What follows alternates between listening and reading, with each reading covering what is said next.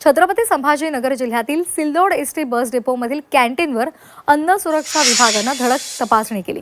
या तपासणीमध्ये कॅन्टीनमध्ये अन्न सुरक्षा आणि स्वच्छतेसंदर्भात अनेक गंभीर त्रुटी आढळून आल्या। कॅन्टीनचा तळमजला अत्यंत अस्वच्छ आहे असं समोर आलंय। तसंच फरशीवर धूळ, माती आणि कचरा साचलेला होता।